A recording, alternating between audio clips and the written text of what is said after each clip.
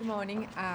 We will seek political agreement on Baltic Sea fishing opportunities for 2026.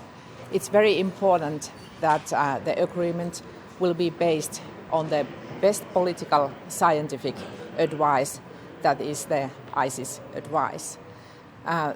About the CAP, we are today going to talk about the green architecture post 2027, and those environmental and also climate measures should be simplified, and I welcome the simplification that Commission is proposing. And it's also very important that there will be enough incentives for the member states, but especially for our farmers, to have these environmental and climate measures. And we need to always underline the fact that the food production is the main goal of our farming. Then we will also discuss about the market situation, and there especially about the situation with Ukraine. It's very important that we are supporting Ukraine, and I'm sure that the cooperation between EU and Ukraine will benefit both parties, and also that we are supporting the Ukraine path towards the EU membership. And last, I would like to mention this Latvian AOB, and it's about the deforestation regulation. And I have to say that it's good that the Commission is now proposing some simplification, but at the same time it's making it's also a little bit more complicated, because all we're hoping that there will be a postponement with a year, and now it's going to be only partly a postponement, and this is probably making it even more complicated. So I'm sure that the discussion about the deforestation regulation will continue also after this. Eli tänään meillä todellakin keskustellaan näistä kalastuskiintiöistä Itämerellä, ja Suomen kanta on aina ollut se, että me haluamme nimenomaan nämä kalastuskiintiöt perustaa parhaalle mahdolliselle tieteelliselle neuvolle. Ja toisena tänään keskustellaan myöskin tästä tulevan CAPin vihreästä arkkitehtuurista. Ja on tietysti erittäin hyvä, että siellä on nyt yksinkertaistuksia, ja on tärkeää, että löydetään sellaisia kannusteita niin jäsenvaltioille, mutta ennen kaikkea myöskin sitten meidän viljelijöille, joilla näitä ympäristö- ja ilmastotoimenpiteitä tehdään. Ja pidetään ennen kaikkea mielessä se, että ruoantuotanto on maatalouden kaikkein tärkein tehtävä, jota myöskin näiden ympäristö- ja ilmastotoimenpiteiden tulee tukea. Ja sitten tänään keskustellaan myöskin markkinatilanteesta, erityisesti Ukrainan ja EU-välisistä kaupasta. Ja tietenkin on tärkeää, että me tuemme Ukrainan polkua kohti EU-jäsenyyttä, ja uskon, että tämä yhteistyö tulee myöskin hyödyttämään molempia osapuolia. Ja viimeisenä on myöskin sitten Latvian tekemä AOB-kirje, jossa otetaan kantaa nyt tähän viikolla komission esitykseen tästä metsäkatoasetuksesta. Ja tämän metsäkatoasetuksen kohdalla komissio ensin ilmoitti siitä, että on tulossa vuoden lykkäys, mutta nyt näyttääkin siltä, että on tulossa vain osittainen lykkäys. Ja tämä tietenkin tekee tämän asian aika haastavaksi.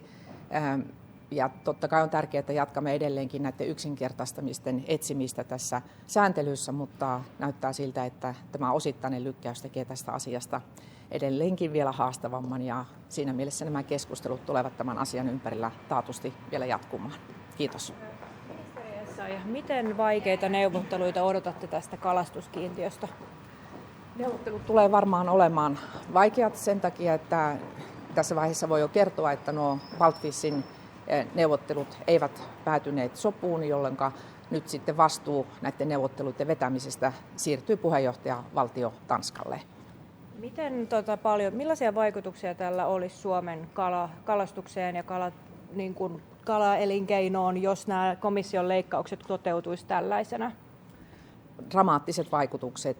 Sillä olisi todellakin vaikutuksia meidän kalastuselinkeinoon, myöskin sitten erityisesti siihen, että meillä nämä kalastajat, joilla tämmöinen 62% leikkaus nimenomaan tähän silakkakiintiöön iskisi kaikkein pahiten meidän ammattikalastajiin, tarkoittaisi kyllä niin elinkeinon totaalista hiipumista, ja siinä mielessä niin neuvottelut on kyllä tosiaankin tosi tärkeät ja varmasti myös vaikeat. Näitähän nyt leikataan tosiaan Itämeren elvyttämiseksi. Esimerkiksi ympäristö- ja luontojärjestöt pitää näitä hyvinä, niin miten te kommentoitte tätä? Suomen pitkä linja on, niin kuin tuossa äskenkin totesin, aina perustaa nämä päätökset tälle parhaalle mahdolliselle tieteelliselle neuvolle. Ja todellakin niin tämä ICESin neuvo on se, jonka pohjalta olemme toimineet koko ajan. Ja Suomi korostaa sitä. Ja myöskin tässä minulla on Suomen eduskunnan kaikkien puolueiden tuki suuresta valiokunnasta. Eli Suomi on aina lähtenyt siitä, että me noudatamme tieteellistä neuvoa, emme lähde tällaiseen poliittiseen keskusteluun näistä kiintiöistä, vaan tieteellisen neuvon pohjalta. Ja Suomi on tehnyt valtavan paljon myöskin kalakantojen elvyttämiseksi ja siksi me katsomme, että on tärkeää, että me jatkamme tämän tieteellisen neuvon pohjalta näitä keskusteluja. One last question for me. What can you tell us about yesterday's fisheries talks? Did you make substantial progress? And will you again ask the Commission to raise tariffs on Russian fish? At the moment, the situation is such that the Baltfish is not having a unanimous conclusion. So those negotiations are now over, and so the chair, Denmark, is now going to lead these negotiations. So they will have their lead in these negotiations forward. And on Russian fish, imports of Russian fish, will you ask the Commission to raise tariffs? Well, we have been always worried about the Russian fishing, and especially because they don't take any care of these fishing quotas or anything. But this has nothing to do with now about this quota discussion, which is between the EU member states. But of course, we have to understand that also this Russian illegal fishing is also having an influence in our fishing quotas. Thank you. On the CAP green architecture, you mentioned that you welcome the simplification by the Commission, but that farmers need incentives to go green. Do you think that the new CAP proposal provides enough money and structures for those incentives? Well, it's definitely better than what we are now having, because it's putting together these environmental and climate measures, and this means a simplification for our farmers.